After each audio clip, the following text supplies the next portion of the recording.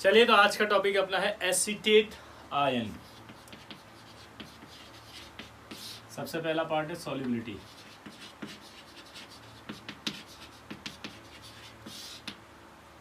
इसमें भी all are soluble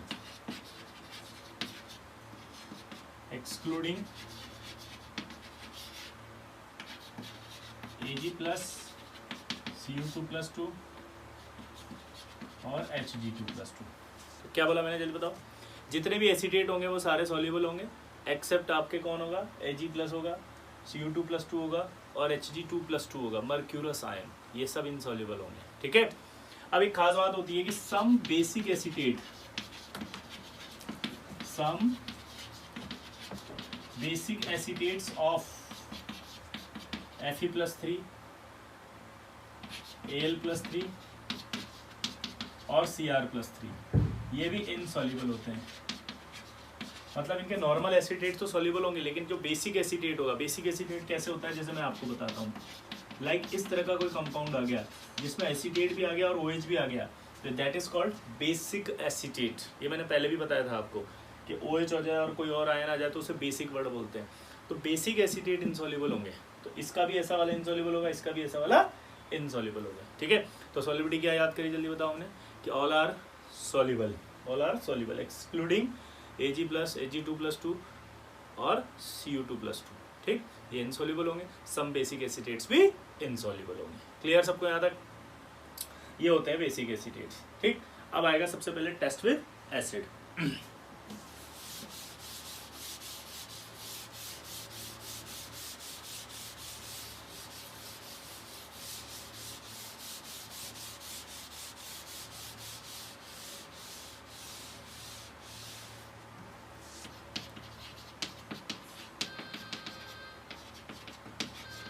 test with acid की बात करें तो आपको पता ही है कि एसिडेट आयन में जब आप एसिड डालेंगे तो एसिटिक एसिड, ये एसिटिक एसिड की विनेगर स्मेल बाहर आएगी।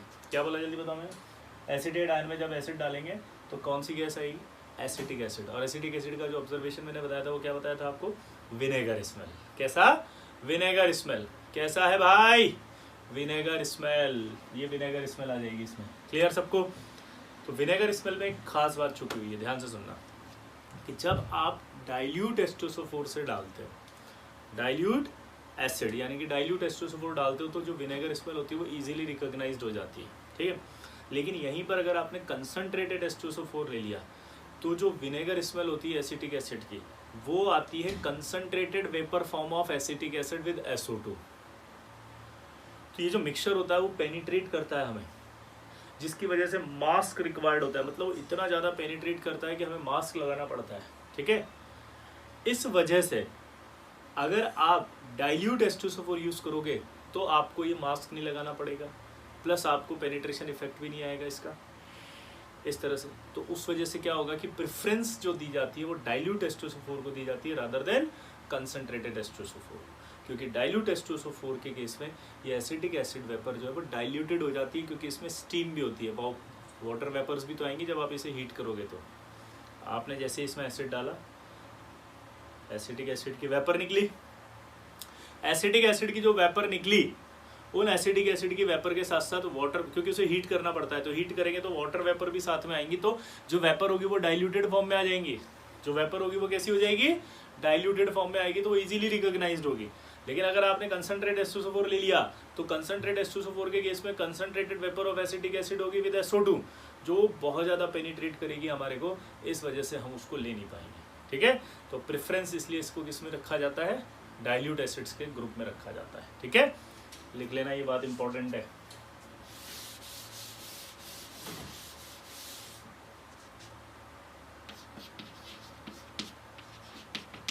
Test with AgNO3। जब एसिडिक आयन में AgNO3 ऐड किया जाता है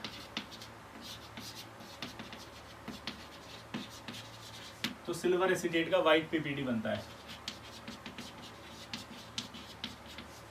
ठीक है।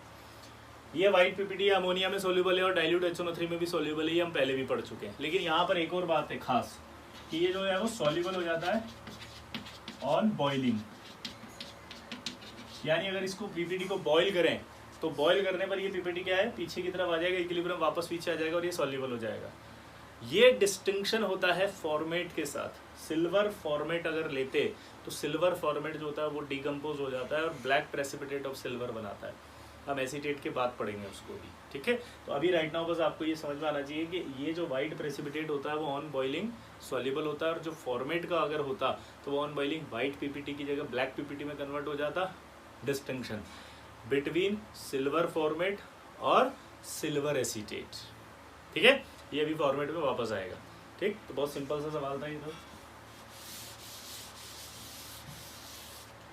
इसके बाद अगला टेस्ट आता है इसका, जो आपने ऑर्गेनिक में भी पढ़ा था, बहुत इंपॉर्टेंट टेस्ट है, test with concentrated H2SO4 plus alcohol.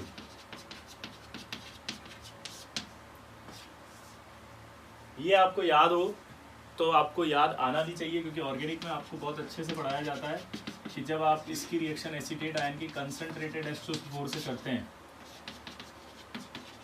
तो एसिटिक एसिड बनता है। ये जो एसिटिक एसिड है ये इस अल्कोहल के साथ रिएक्ट करके कंसंट्रेटेड H2SO4 डिहाइड्रेटिंग एजेंट भी होता है। कंसंट्रेटेड H2SO4 का एक और यूज क्या है बताओ, एक और यूज क्या है बताओ, डिहाइड्रेटिंग एजेंट भी है। ये डिहाइड्रेटिंग एजेंट है तो पानी बाहर आ जाएगा, और पानी बाहर आ जाएगा तो ये बन जाएगा ये, ठीक है। फ्रूटी स्मेल आपको अगर याद हो तो इथाइल एस्टर हो गया, ये एस्टर बन गया। एस्टरिफिकेशन रिएक्शन ऑर्गेनिक केमिस्ट्री में याद करो, डिहाइड्रेशन रिएक्शन होती है, एस्टरिफिकेशन रिएक्शन होती है, इसमें फ्रूटी स्मेल बनती है। फ्रूटी फ्रूटी फ्रूटी, तो ये एस्टर की फ्रूटी स्मेल बन जाती है। यहाँ पर नोट करके आपसे एक सवाल पूछा जाएगा, पूछो क्या, कि ये जो है ना एसिड कंसंट्रेट H2SO4 किस किस की तरह बिहेव कर रहा है। पहला तो एसिड की तरह बिहेव कर रहा है, और दूसरा ये आप डिहाइड्रेटिंग एजेंट की तरह बिहेव कर रहा है। एक तो किसकी तरह बिहेव कर रहा है, एसिड की तरह बिहेव कर रहा है, और दूसरा डिहाइड्रेटिंग एजेंट की तरह बिहेव कर रहा है। किसकी तरह बिहेव कर रहा है जो बताओ, एसिड की तरह बिहेव कर रहा है, और दूसरा डिहाइड्रेटिंग एजेंट की तरह बिहेव कर रहा है, ठीक है। तीसरा क्वेश्चन पूछेगा वो आपसे, यहाँ इस रिएक्शन के अंदर जो है, एक तो आपने एसिटिक एसिड लिया हुआ है, एक एसिडिक एसिड लिया हुआ है, और एक आपने एल्कोहल लिया हुआ है, कौन एसिड की तरह बिहेव कर रहा है। तो तीसरा पॉइंट देखो, ये तो अपन ने किसके लिए लिखा है, कंसंट्रेट H2SO4, कंसंट्रेट H2SO4। तीसरा पॉइंट जो है वो क्या आएगा, in this reaction acetic acid acts as a base, very good, और alcohol acts as a acid। ये देखो आप, अल्कोहल एसिड की तरह बिहेव कर रहा है और ये बेस की तरह बिहेव कर रहा है, ठीक है। तो ये आपसे सवाल पूछेगा कि एस्टरिफिकेशन रिएक्शन जो होती है उसमें एसिटिक एसिड किसकी तरह बिहेव कर रहा है, तो आंसर क्या है, बेस की तरह। अल्कोहल किसकी तरह कर रहा है, एसिड की तरह। इसका मैकेनिज्म ऑर्गेनिक में भी आता है, आपको प्रोटोनेशन आपने पढ़ा होगा, ठीक है। अब एक खास बात और है इसमें, आजकल हम लोग क्या करते हैं, ये जो आपका अल्कोहल है, इस अल्कोहल की जगह अमाइल अल्कोहल यूज किया जाता है।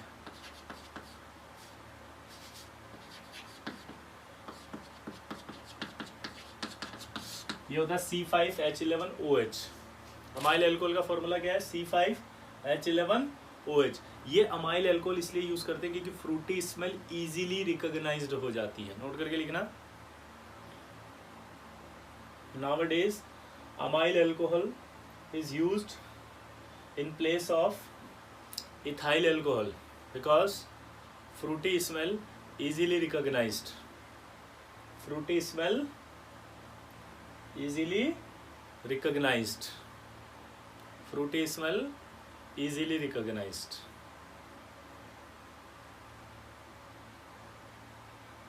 क्लियर। तो ये आपकी इंपॉर्टेंट रिएक्शन थी, सवाल पूछता है, वापस से रिवाइज करते हैं। इसमें पहला सवाल क्या पूछेगा, कंसंट्रेट H2SO4 जो है वो किसकी तरह बिहेव कर रहा है, एसिड की तरह, डिहाइड्रेटिंग एजेंट की तरह। दूसरा ऑब्जर्वेशन क्या थी, फ्रूटी स्मेल आती, इससे किसका पता लगा था, एसीटेट आयन का। तीसरा, इस रिएक्शन में एसिटिक एसिड किसकी तरह बिहेव कर रहा है, बेस OH ग्रुप दे रहा है। अल्कोहल किसकी तरह बिहेव कर रहा है, एसिड H दे रहा है। और आजकल हम किसका इस्तेमाल कर रहे हैं इथाइल एल्कोहल की जगह अमाइल एल्कोहल। क्यों कर रहे हैं? क्योंकि इससे फ्रूटी स्मेल इजीली रिकॉग्नाइज हो जाती है।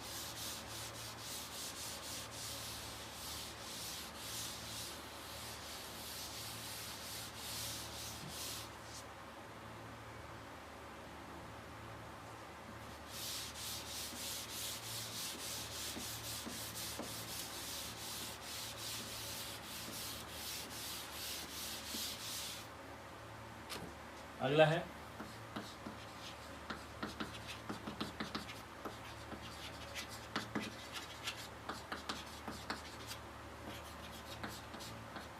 न्यूट्रल FeCl3 से रिएक्शन।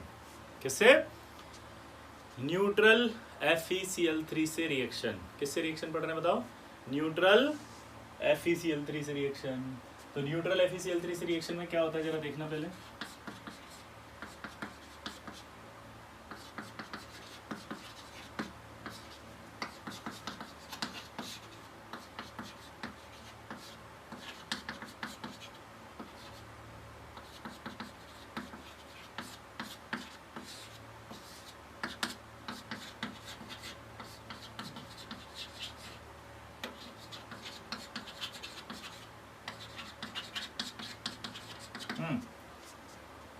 यहाँ पर अगर अपन देखें कि Fe+3 है, एसीटेट आयन है, वाटर है, इसकी जब रिएक्शन होती है तो इनिशियली आपका डीप रेड सॉल्यूशन बनता है। डीप रेड सॉल्यूशन क्यों?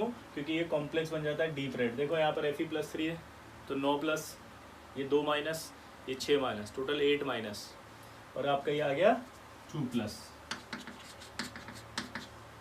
ये सॉरी प्लस। क्यों आया? क्योंकि यहाँ पर 9+ हो रहा था और ये 8+ हो गया तो एक ही प्लस बचा, डीप रेड। अब इस डीप रेड कॉम्प्लेक्स को जब आप, ये जो डीप रेड कॉम्प्लेक्स है, इस डीप रेड कॉम्प्लेक्स को जब आप बॉईल करते हैं, डीप रेड कॉम्प्लेक्स को जब आप बॉईल करते हैं तो बॉइलिंग पर पानी के अंदर ही बॉईल हो रहा है, तो बॉईल करने पर आपके पास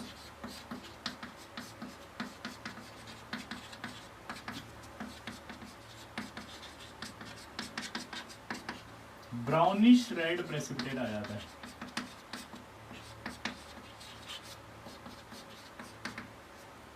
क्या आ जाता है? Brownish red precipitate. क्या आ जाता है जल्दी बताओ? Brownish red precipitate. क्या आ जाता है जल्दी बताओ?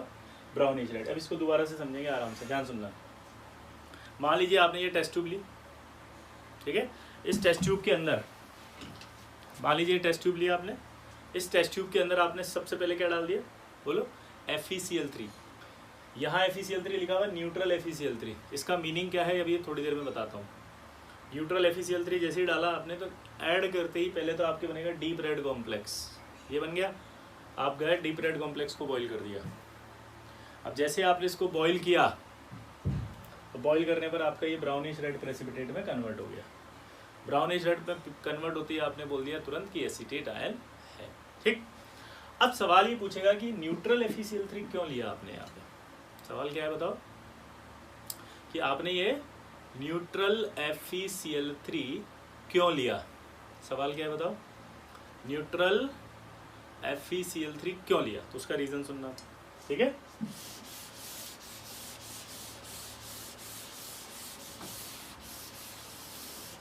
देखो, अगर मैं FeCl3 ही लेता, सिर्फ अगर मैं FeCl3 लूँगा अकेला, तो जैसे ही मैंने FeCl3 टेस्ट ट्यूब में डाला तो FeCl3 पानी में जाएगा और वो पानी से रिएक्ट करके FeOH whole thrice plus HCl बना देगा। HCl एक स्ट्रॉन्ग एसिड है। वो स्ट्रॉन्ग एसिड जो ब्राउन प्रेसिपिटेट बना था अभी यहाँ पे, उस PPT को डिसॉल्व कर लेगा। यानी कि ये जो ब्राउन प्रेसिपिटेट है वो इसमें डिसॉल्व हो जाएगा। अगर वो ब्राउन PPT इसमें डिसॉल्व हो गया, अगर वो ब्राउन प्रेसिपिटेट इसमें डिसॉल्व हो गया तो आपको PPT नज़र ही नहीं आएगा। नज़र नहीं आएगा तो आप बोलोगे एसीटेट आयन है ही नहीं, और एसीटेट आयन एब्सेंट बोल दोगे। इसलिए आपको कहा जा रहा है कि सबसे पहले एक टेस्ट ट्यूब लेंगे, उस टेस्ट ट्यूब में FeCl3 डाल देंगे। FeCl3 डालने के बाद उसमें डालेंगे पानी।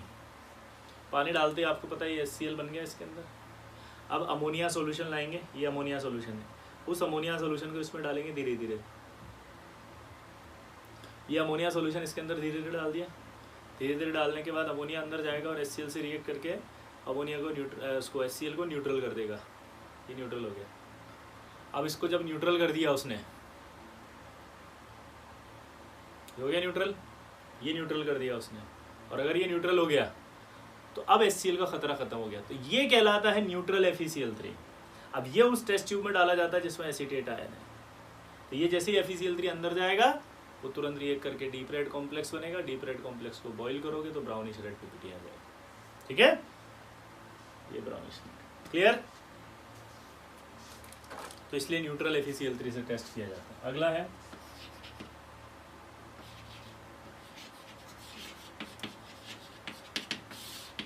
केकोडाइल टेस्ट, CaCODYL। केकोडाइल टेस्ट क्या होता है जरा देखना।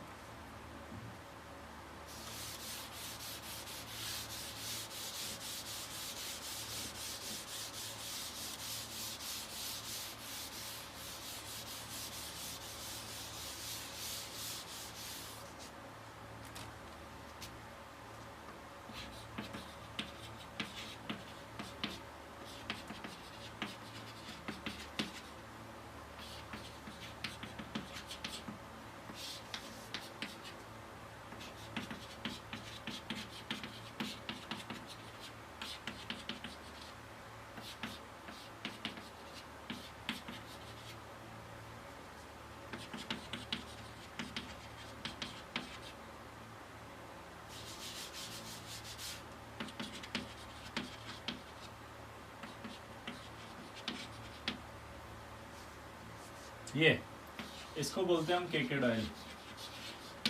इसका पूरा नाम है केकोडाइल एस्टर और ये पॉइजनस होता है। क्या होता है? पॉइजनस। और जो इसकी स्मेल होती है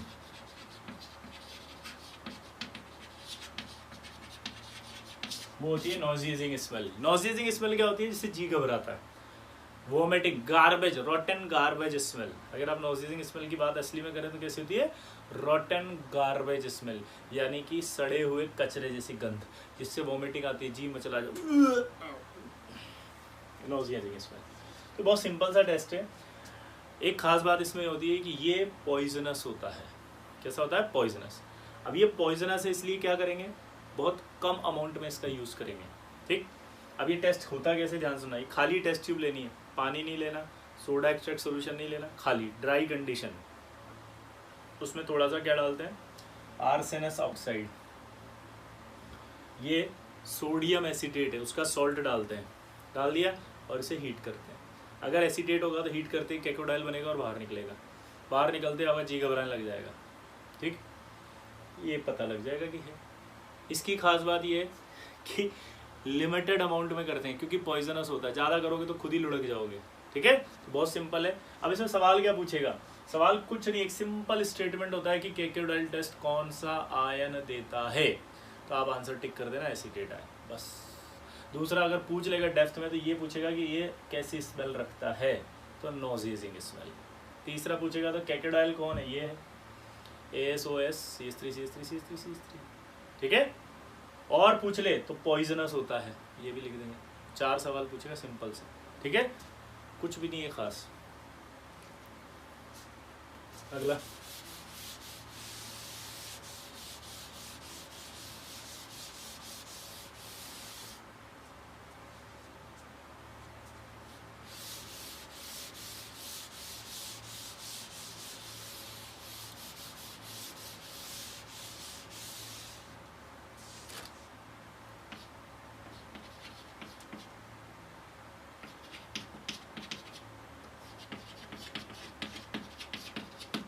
test with lanthanum nitrate.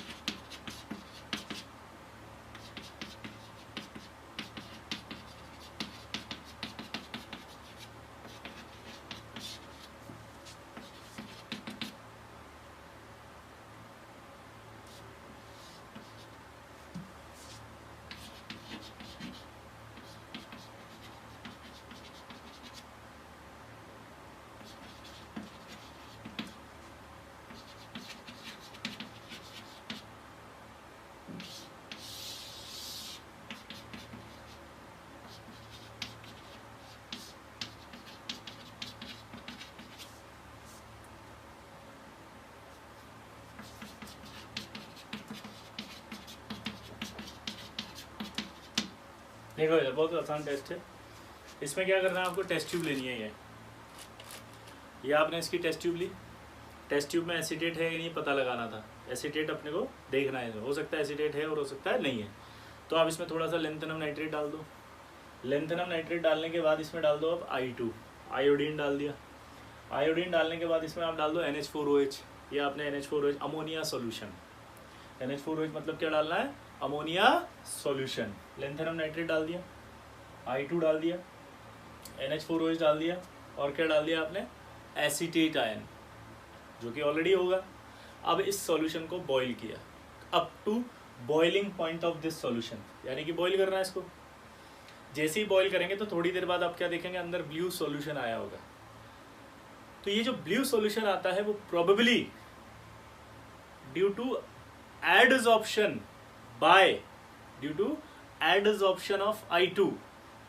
Of I2 by basic lanthanum acetate, यानी कि बेसिक लेंथेनम एसीटेट ने I2 को एडसॉर्ब किया होगा, जिसकी वजह से ये ब्लू सॉल्यूशन आया है।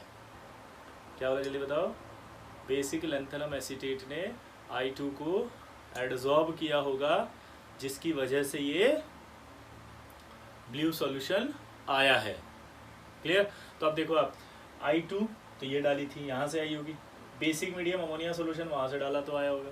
लेंथेनम नाइट्रेट से लेंथेनम आया होगा, तो एसीटेट अंदर होगा तभी तो एसीटेट आया होगा। इसका अंदर कन्फर्म है कि एसीटेट है अंदर, अगर ब्लू सॉल्यूशन दिख रहा है तो। ठीक, इस टेस्ट को सल्फेट और फॉस्फेट इंटरफेयर करते हैं। ये जो टेस्ट है इसको सल्फेट और फॉस्फेट इंटरफेयर करते हैं। क्या बोला दोबारा बताओ, इसको सल्फेट और फॉस्फेट इंटरफेयर करते हैं।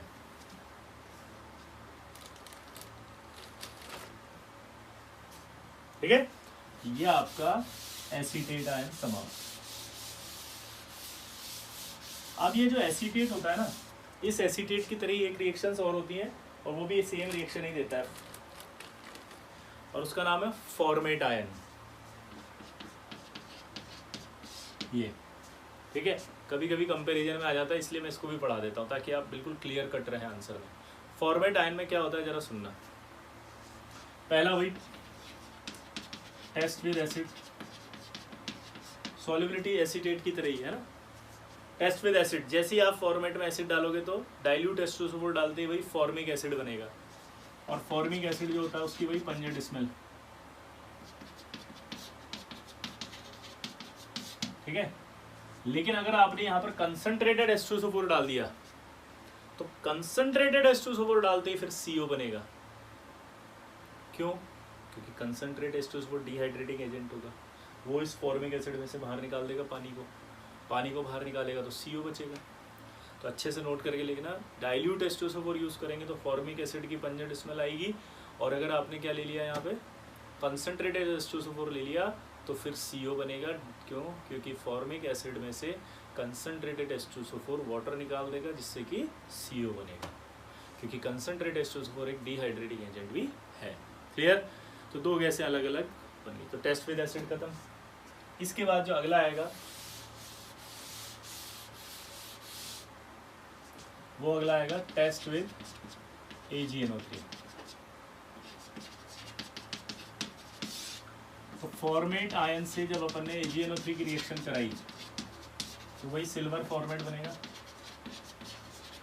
ये वाइट PPT है, और ऑन स्टैंडिंग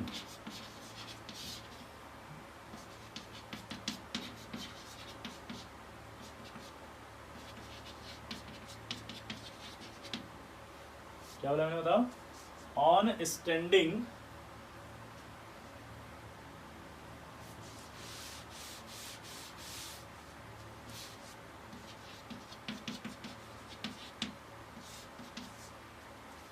ऑन स्टैंडिंग यहाँ पर जो है वो रिडक्शन स्टार्ट हो जाएगा इसका। देखो आप Ag प्लस से Ag आ गया, और ये आपका +3 से +4 चला गया, तो रिडॉक्स हो गया ये। तो ऑन स्टैंडिंग यहाँ पर रिडक्शन सिल्वर का स्टार्ट हो जाता है। रिडक्शन सिल्वर का स्टार्ट होते सिल्वर का मेटेलिक ब्लैक प्रेसिपिटेट आ जाता है। यहाँ पे क्या आ जाता है, मेटेलिक ब्लैक। क्या आ जाता है, मेटेलिक ब्लैक। अगर बहुत डाइल्यूट सॉल्यूशन लेते तो आपने ऑर्गेनिक में पढ़ा होगा सिल्वर वाला जो टेस्ट आता था, याद है, सिल्वर मिरर याद आया। तो यहाँ पर अगर बॉईल कर रहे हैं तो मैंने उस दिन आपसे कहा था बॉईल करते तो जल जाता है, जलने पर आपका जो है वो टेस्ट आता है तो ब्लैक हो जाता है। ये एक बार पहले बताया था मैंने, याद होता। तो ये रिएक्शन जो है वो आइडेंटिफिकेशन होती है दोनों के अंदर, फॉर्मेट आयन और एसीटेट आयन में। क्योंकि एसीटेट आयन के लिए अभी थोड़ी देर पहले अपन ने पढ़ा था कि एसीटेट आयन जो बनता है उसमें आपका ये बॉइलिंग पर सॉल्युबल हो जाता है।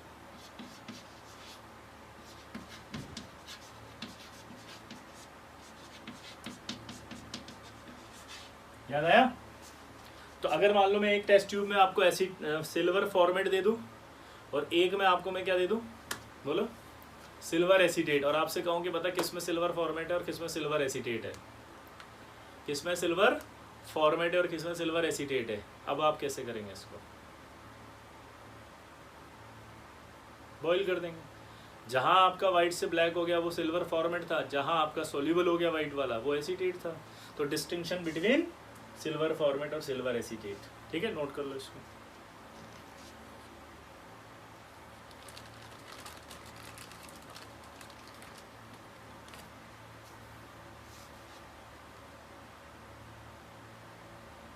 क्लियर?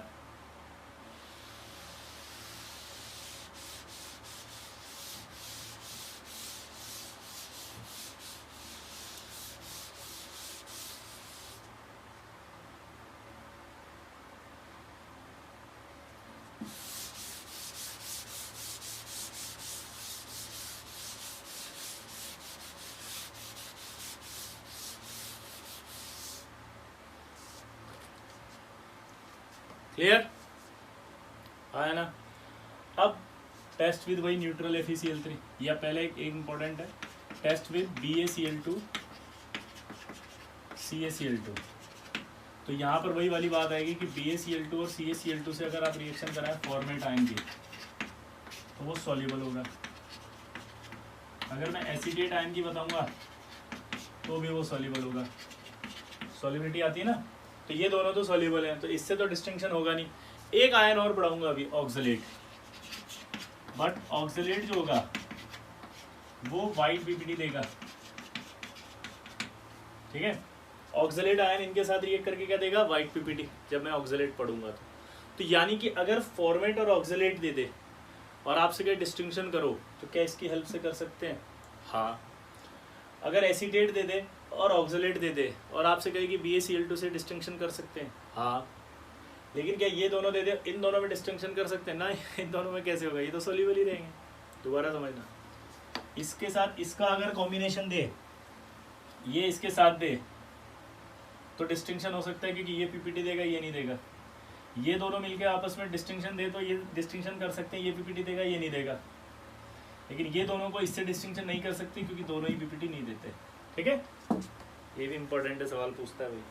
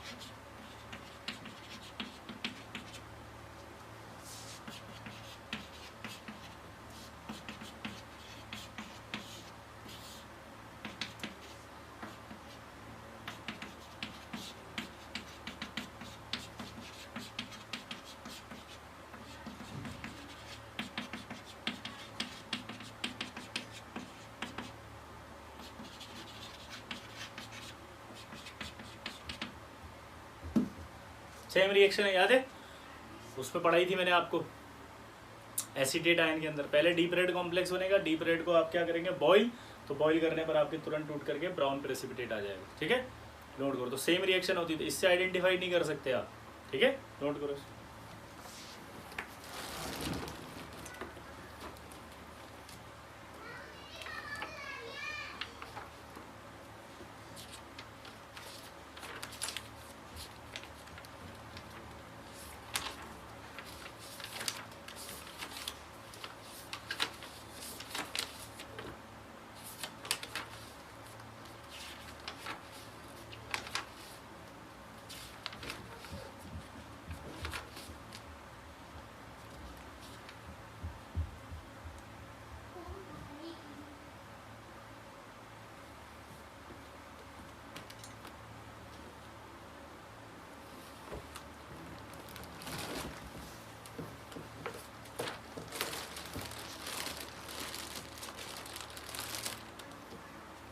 हो गया।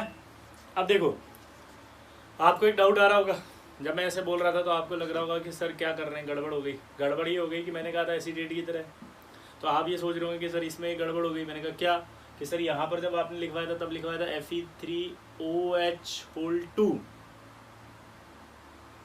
यार वहाँ क्या था Fe3OH2, फिर एसीटेट आयन, फिर 6 और 1 प्लस, यहाँ पर मैंने क्या लगाया Fe3HCOO6 और 3+, यहाँ यही वाला कॉम्प्लेक्स बनता है, ठीक है। और जब इसे बॉईल करते हैं तो टूट जाता है ये, और ये आपका वापस ब्राउन पीपीटी बनाता है। कॉम्प्लेक्स के कलर सेम है, बस कंपोजिशन में डिफरेंस है। क्या बोला मैंने, कॉम्प्लेक्स के कलर सेम है, बस कंपोजिशन में डिफरेंस है, ठीक है। ये ध्यान रखना, यहाँ पर OH नहीं था, बस ये वही वाला प्रोसेस है, न्यूट्रल क्यों लिया, सेम एस, ठीक। अगला देखो,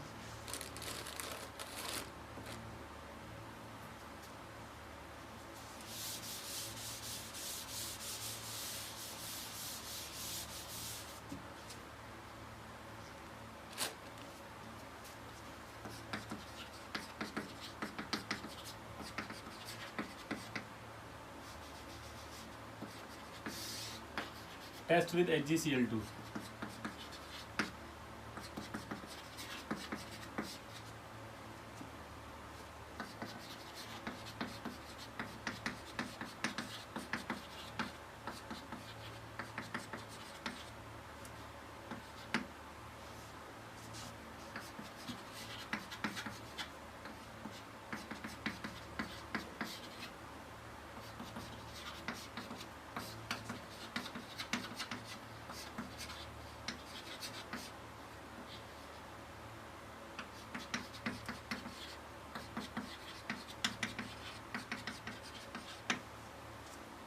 ये एक खास रिएक्शन है, और ये रिएक्शन खास क्यों होती है, क्योंकि यहाँ पर आपका जो है वो HgCl2 और HgCl2 फॉर्मेट आयन और एसीटेट आयन से डिफरेंट रिएक्शन शो करता है।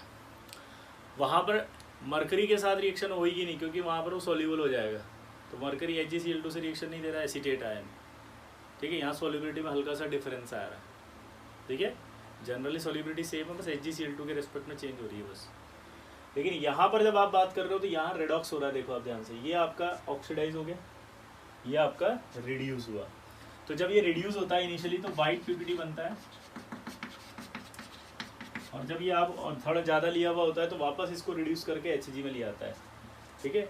CO और H2 साइड प्रोडक्ट बनेंगे। बैलेंस आप मैं कर नहीं रहा हूँ क्योंकि रेडॉक्स रिएक्शन है, बैलेंसिंग आपको आती है। ये जब ये रिड्यूस होकर के Hg आता है तो Hg के लिए खास बात इंपॉर्टेंट है, जहाँ कन्फ्यूजन आएगा, कभी कभी Hg के लिए ब्लैक पीपीटी भी मिल सकता है आपको, ग्रे पीपीटी भी मिल सकता है, ब्लैकिश ग्रे भी मिल सकता है, ग्रेइश ब्लैक भी मिल सकता है, क्योंकि इसका जो कलर है ब्लैक से ग्रे के बीच में वेरी करता रहता है। तो चार में से कुछ भी लिखा हो आपको सही मानना है। क्या क्या बोला मैंने, ब्लैक लिखा हो तब भी सही है, ब्लैकिश लिखा हो तो भी सही है, ब्लैकिश ग्रे और ग्रेइश ब्लैक लिखा है तो भी सही है। ये Hg का कलर कुछ भी लिखा हुआ हो आपको सही मानना है, ठीक है। ये भी डिस्टिंक्शन होता है बिटवीन एसीटेट एंड फॉर्मेट,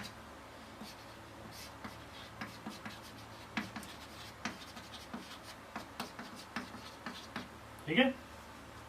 ये आपका फॉर्मेट भी समाप्त, ठीक। इसको आराम से आप लिखिएगा, बाकी नेक्स्ट में पढ़ेंगे, ठीक है।